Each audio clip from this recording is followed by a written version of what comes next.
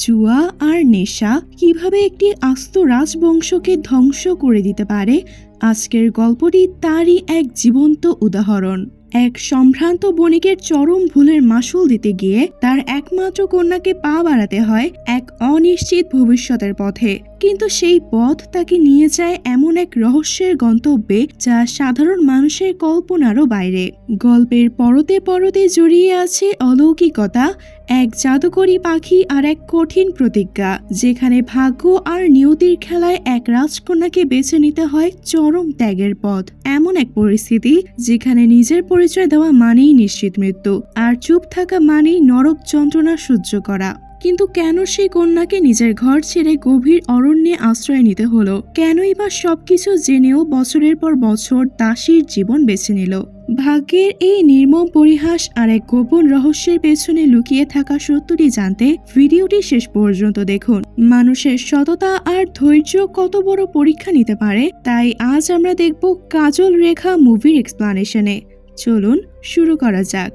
অনেক অনেক বছর আগের কথা। সাধু নামে এক সম্ভ্রান্ত বণিক ছিল। টাকা পয়সা, হাতি ঘোড়া, দাস দাসী কোনো কিছুতেই তার কমতি ছিল না। কিন্তু সমস্যা হলো, সাধু জুয়া খেলায় আসক্ত ছিল। পাশের রাজ্যে রাজার সাথে জুয়া খেলে অলরেডি অর্ধেক সম্পত্তি হারিয়ে ফেলেছে। তাতেও সাধুর শিক্ষা হয়নি, তাই আজ আবার রাজাকে নিমন্ত্রণ জানিয়েছে পাশা খেলার জন্য, যেন তার হারানো সম্পদ জুয়া খেলে আবার উদ্ধার করতে পারে।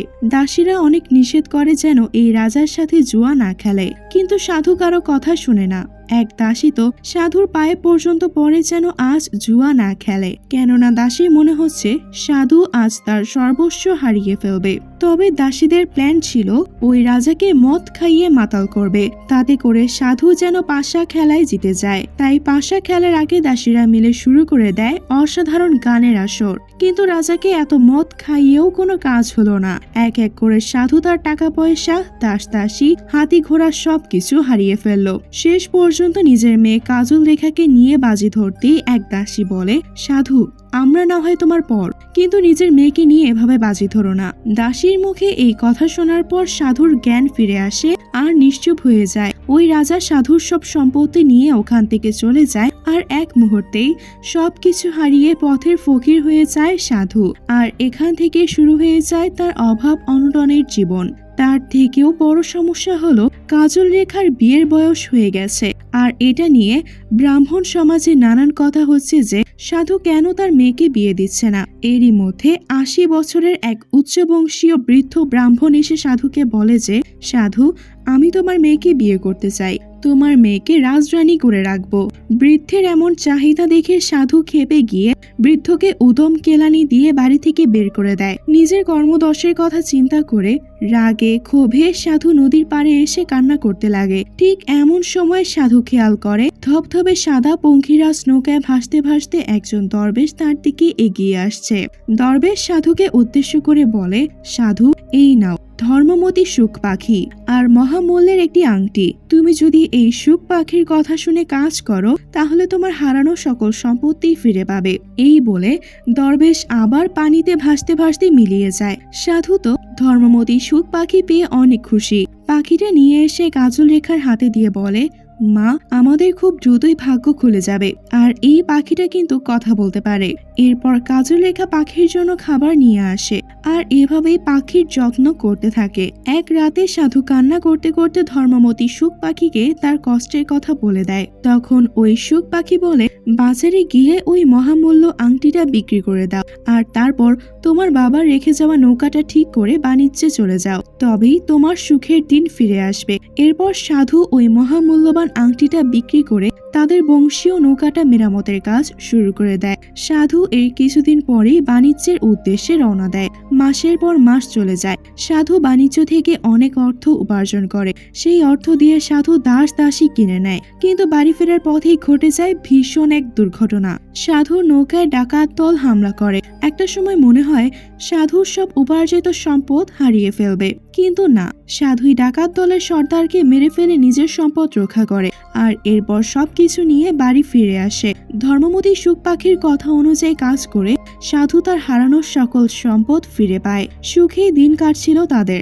এরপর একদিন সাধু অনেক খুশি মনে ধর্মমতী সুখ পাখিকে গিয়ে বলে, সুখ পাখি, তোমার কথায় আমি সবকিছুই ফিরে পেয়েছি। এবার আমি আমার কাজল রেখার বিয়ে দিতে চাই, তুমি পারলে আমাকে এই ব্যাপারে সাহায্য করো। তখন ধর্মমতী সুখ পাখি বলে, ওরে কি যে বলো সাধু, তোমার মেয়ের বিয়ে তো অনেক আগেই হয়ে গেছে, যাও তোমার মেয়েকে বনের মধ্যে রেখে আসো। এটা শুনে সাধুর বুক কেঁপে ওঠে। নিজের কলিজার মেয়েকে বনবাসে পাঠাতে হবে, কিন্তু পাখির বলে দেওয়ার নির্দেশ কখনো সাধু অমান্য করতে পারবে না। সাধু তাহলে যে আবার সবকিছু হারিয়ে ফেলবে। বুকের ওপর পাথর চাপা দিয়ে সাধু কাজল রেখাকে নিয়ে বনের উদ্দেশ্যে রওনা দেয়। কাজল রেখা তখনও জানে না যে তার পরবর্তী গন্তব্য কোথায় হতে চলেছে। এভাবে চলতে চলতে গভীর জঙ্গলের মধ্যে এসে পৌঁছায় সাধু আর কাজল রেখা। কাজল রেখা এতক্ষণে বুঝতে পেরেছে তার বাবা তাকে বনবাসে দিতে এসেছে। জলের পিপাসায় কাজল রেখা আর চলতে পারছে না। জঙ্গলের মধ্যে একটা বাড়ি দেখতে পেলে সে ওই বাড়ির বারান্দায় গিয়ে বসে, আর অপরদিকে সাধু জল নিয়ে আসার জন্য নদীর দিকে চলে যায়। কৌতূহল বশত কাজল রেখা ওই বাড়ির মধ্যে চলে যায়, আর স্পর্শ করতে বন্ধ করে দরজাটা খুলে গেলে কাজল রেখা ঘরের মধ্যে প্রবেশ করে। কাজল রেখা ঘরের মধ্যে যাওয়া মাত্রই দরজা অটোমেটিক বন্ধ হয়ে যায়। ভয় পেয়ে গেলে কাজল রেখা ঘরের দরজা খোলার চেষ্টা করে, কিন্তু কোনোভাবেই খুলতে পারে না। অপরদিকে সাধু চলে আসে, অনেক চেষ্টা করে দরজা খোলার জন্য, কিন্তু ব্যর্থ হয়ে ওখান থেকে চলে যায়। এমন সময় ঘরের মধ্যে থেকে এক বৃদ্ধ এসে বলে, মা তুমি কান্না করো না, আজ তোমার বড় সুখের দিন, আজ তোমার স্বামীর সাথে তোমার সাক্ষাৎ হইব। কাজল রেখা এইসব কথা শুনে অনেক অবাক হয়ে যায়। তখন বৃদ্ধ কাজল রেখাকে পাশের রুমে নিয়ে গিয়ে বলে, এই মৃত কুমারই তোমার স্বামী, তোমার সততার তপস্যা দিয়েই মৃত কুমারকে জীবিত করে তুলতে হবে। তোমার সাধনা এই কুমারের শরীরের সকল সূচগুলো এক এক করে তুলে ফেলবে, শুধুমাত্র চোখের গুজ দুটো ছাড়া। কুমারের মাথার পাশে একটা গাছ আছে, চোখের সূচ তুলে ফেলার সাথে সাথে ওই গাছের পাতার রস কুমারের চোখে দিলেই কুমার জীবন ফিরে পাবে। এই কুমারই তোমার স্বামী, কিন্তু ধর্মমতী সুখ পাখি তোমার পরিচয় কুমারকে না দেওয়া পর্যন্ত তুমি নিজ থেকে তোমার পরিচয় কুমারকে কখনোই দেবে না। আর তোমার জীবনে অনেক কষ্ট লেখা আছে, সেই কষ্টগুলো তোমাকে সহ্য করতে হবে। তবে সাবধান, তুমি যদি কষ্ট থেকে বাঁচার ভয়ে তোমার আসল পরিচয় কুমারকে বলো, তাহলে তুমি আজন্মের জন্য বিধবা হয়ে যাবে। অসহায় কাজল রেখা পড়ে যায় অজানা এক দুঃখের সাগরে। লম্বা একটা গান করতে করতে এভাবে শত সাধনায় কাজল তার মৃত স্বামীর শরীরের সকল সূচগুলো তুলে ফেলে। এখন শুধু চোখে সূচ তোলা বাকি। অনেক ক্লান্ত হয়ে গেলে কাজল রেখা স্নান করার জন্য পুকুর ঘাটে যায়। ঠিক ওই মুহূর্তে এক বৃদ্ধ বাবা তার মেয়েকে নিয়ে এসে কাজল রেখাকে বলে, আমার মেয়েকে দাসী হিসেবে গ্রহণ করুন, আমি খুবই হতদরিদ্র। কাজল রেখা বলে, আমার কাছে কোনো টাকা পয়সা নেই, কি করে আপনার মেয়েকে কিনে নেব? তবে আমার হাতের কঙ্কনের বিনিময়ে চাইলে আপনার মেয়েকে বিক্রি করতে পারেন। তখন ওই লোকটা রাজি হয়ে যায়, আর হাতের কঙ্কনের বিনিময়ে মেয়েকে বিক্রি করে ওখানে রেখে চলে যায়। কাজল রেখার দাসীর নাম জানতে চাইলে দাসী চুপ করে থাকে। তখন কাজল রেখা বলে, ঠিক আছে, নাম বলতে হবে না, কঙ্কন দিয়ে কিনলাম তাই তোমার নাম কঙ্কন দাসী। শোনো দাসী, ওই যে ঘরের মধ্যে আমার মৃত স্বামী শুয়ে আছে, তুমি আবার ভয় পেও না। তার মাথার পাশে একটা গাছ আছে, সেখান থেকে দুটো পাতা ছিঁড়ে রস করে রাখো। আমার মৃত স্বামীর চোখের দুটো সূচ তুলে ওই পাতার রস লাগালেই সে জীবিত হয়ে উঠবে। তুমি পাতার রস করে রাখো, আমি স্নান করে এখনই চলে আসব। কিন্তু শয়তান দাসী ঘরে এসে কুমারের চোখের সূচ তুলে ফেলে, আর তারপর পাতার রস কুমারের চোখে লাগিয়ে দেয়। সাথে সাথে কুমার জীবিত হয়ে ওঠে, আর সামনে কঙ্কন দাসীকে দেখতে পায়। কুমার জীবিত হয়ে বলে, কে তুমি নারী? আমার জীবন করেছ দান, যাহা চাইবে তুমি তাহাই পাইবে, ইহাই আমার পণ। কঙ্কন দাসী তো এই কথা শুনে পাগল হয়ে যাওয়ার উপক্রম। তখন সাথে সাথে বলে, কুমার তুমি আমাকেই বিয়ে করো, আমি তোমার অর্ধাঙ্গিনী হতে চাই। কুমারও কঙ্কনার কথায় রাজি হয়ে যায়। আর এই মুহূর্তে কাজল রেখা রুমে এসে উপস্থিত হয়। কাজল রেখার মাথায় যেন আকাশ ভেঙে পড়ে। কুমার কাজল রেখাকে দেখে বলে ওঠে, কে এই কন্যা? দাসী তাড়াহুড়ো করে উত্তর দেয়, কঙ্কন দিয়ে কিনলাম দাসী, নাম তার কঙ্কন দাসী। কাজল রেখা নিরুপায়, কিছুই বলার সাধ্য নেই তার। সে যদি তার সত্যিকারের পরিচয় দেয় তাহলে যে কুমার মারা যাবে। যতক্ষণ না পর্যন্ত ধর্মমতী সুখ পাখি কাজল রেখার পরিচয় কুমারের কাছে না দেয়, ততদিন কাজল রেখাকে এই কষ্ট ভোগ করে যেতে হবে। দাসী হয়ে গেল রানী, আর রানী হয়ে গেল দাসী। ভাগ্যের কি নির্মম পরিহাস। আর এভাবেই কেটে যায় 10 বছর। সাধু এরপর থেকে তার মেয়েকে কখনোই দেখেনি। সে কোথায় আছে, কেমন আছে, আদেও বেঁচে আছে কিনা কিছুই জানে না। সাধু ধর্মমতী সুখ পাখিকে কাজল রেখার কথা জিজ্ঞাসা করলে পাখি বলে, চিন্তা না করেন সাধু, কাজল রেখার দুঃখের দিন এখনো শেষ হয় নাই। সুজ রাজা তখন সুখেই তার রাজ্য পরিচালনা করছিল, আর এই 10 বছরে কাজল রেখা অনেক বড় হয়ে গেছে আর রাজার বাড়িতে রানীর দাসী হয়ে দিন কাটাচ্ছে। কাজল রেখার রূপ যৌবন ব্যবহার দেখে প্রথম থেকেই রাজার সন্দেহ হয়েছে যে এই মেয়ে আর যাই হোক দাসী হতে পারে না। তাই রাজা কাজল রেখাকে সবসময় সম্মানের চোখে দেখত। অপরদিকে রানীর মধ্যে সে কখনোই ভালো আচরণ লক্ষ্য করেনি। শুধু একবার না, রাজা অনেকবার কাজল রেখাকে জিজ্ঞাসা করেছিল তার আসল পরিচয় দেওয়ার জন্য, কিন্তু কাজল রেখা কখনোই তার আসল পরিচয়ের কথা বলেনি। ধর্মমতী সুখ পাখি বলার আগে যদি কাজল রেখা তার আসল পরিচয় দিয়ে দেয় তাহলে রাজাকে মারা যেতে হবে। তাই আজও রাজা কাজল রেখাকে বলে, কে তুমি সুন্দরী কন্যা, কোথায় তোমার ঘর? কিন্তু কাজল রেখা জানায় সে কঙ্কন দাসী। সুজ রাজা এই কথা শুনে আজও নিরাশ হয়ে চলে গেল।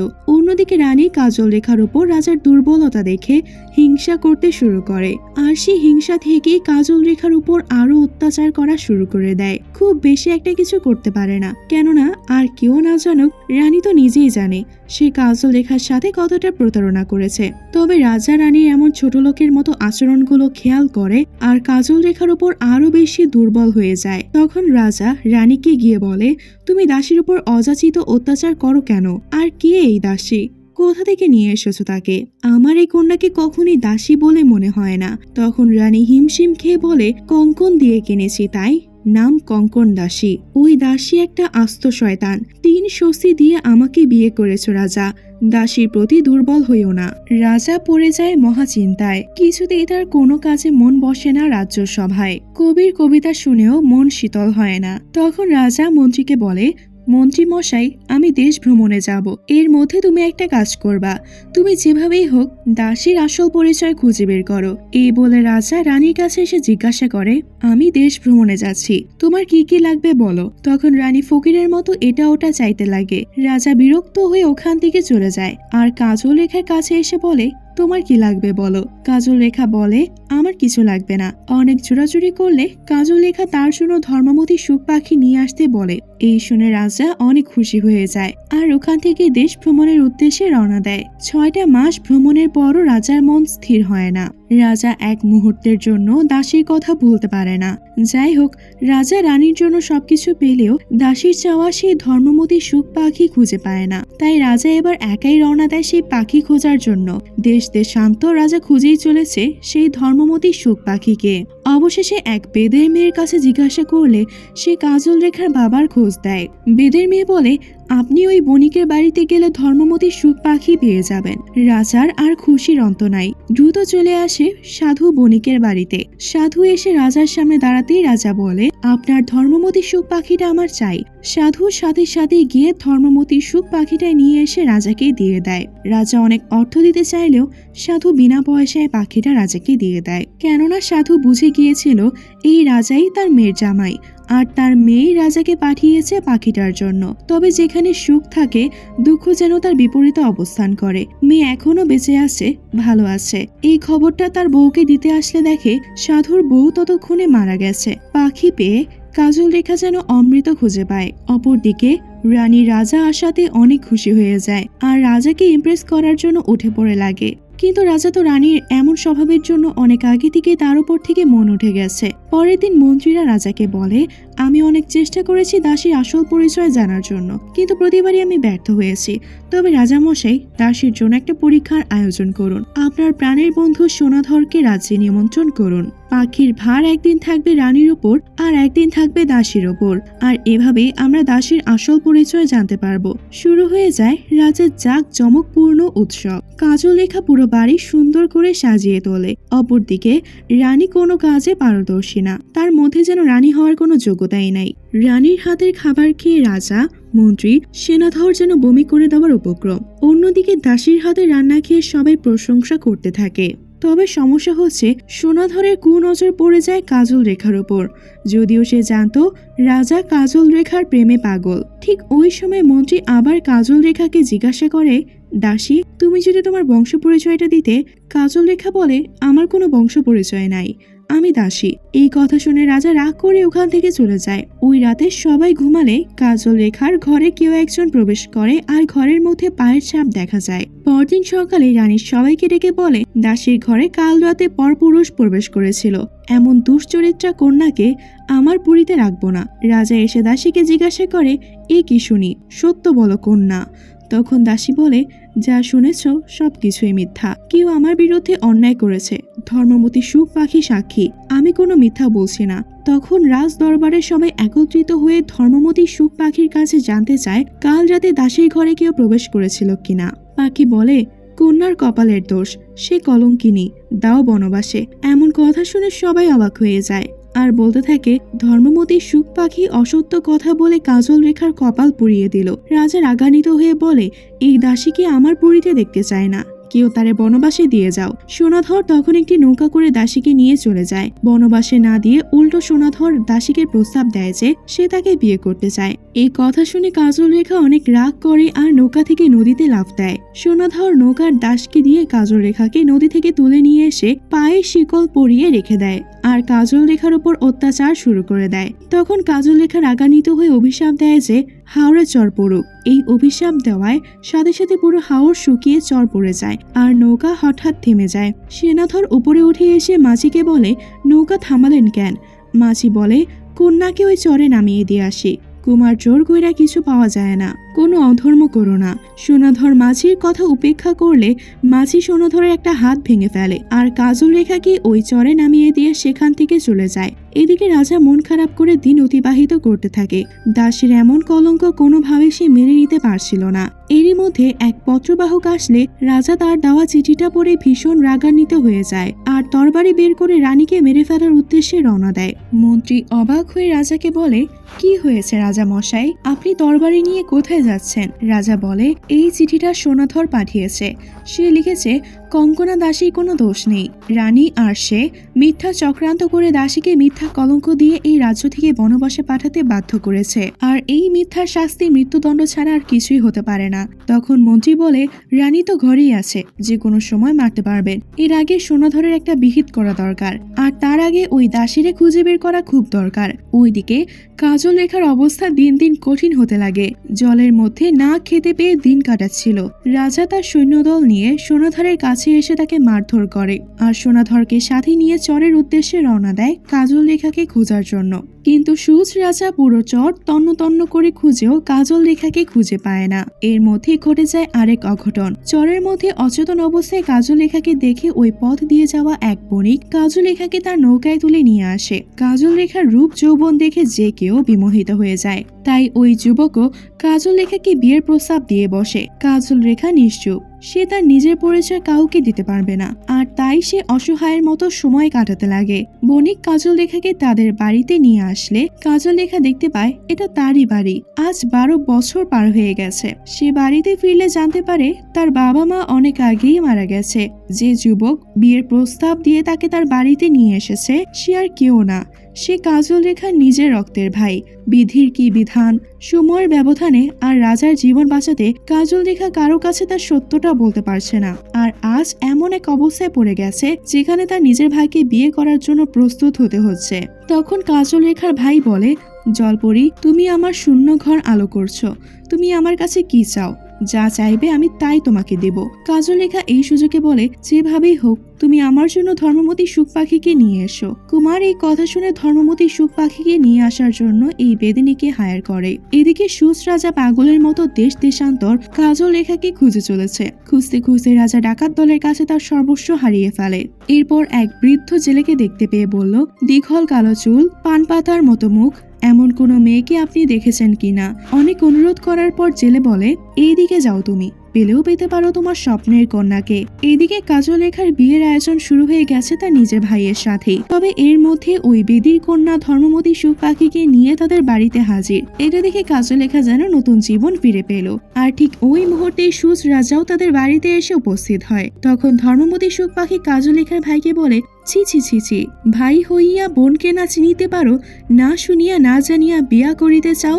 এই কথা বলে ধর্মমতী সুখ পাখি অদৃশ্যে বিলীন হয়ে যায়। ভাগ্যের কি নির্মম পরিহাস। হাজারো দুঃখ বেদনার কষ্টের পর অবশেষে দীর্ঘ 12 বছর পর কাজলরেখা তার স্বামীকে ফিরে পায়। এবার দাসীরূপী সেই রানীকে শায়েস্তা করার পালা। রাজা তার রাজ্যে ফিরে এসে বাড়ির পাশে একটা গর্ত করতে লাগে। রানী এসে বলে, কি হয়েছে রাজা, পুরীর মধ্যে গর্ত করার কারণ কি? তখন রাজা বলে, তুমি শোনো নাই রানী, ভাটির রাজা আমাদের পুরীতে আক্রমণ করব, তুমি আর আমি এই গর্তে লুকাইমু। এই কথা শুনে লোভী রানী ঘরের মধ্যে গিয়ে তার সব স্বর্ণ গহনা নিয়ে এসে ওই গর্তে লাফ দেয় আর রাজাকে বলে, কই রাজা, আসো আমার দ্বারে। ঠিক ওই মুহূর্তে রাজা প্রহরীদের নির্দেশ দেয় গর্তের মাটি ভরাট করার জন্য। রানী এবার প্রচন্ড ভয় পেয়ে যায় আর উপরে কাজলরেখাকে দেখতে পেয়ে সব বুঝতে পারে।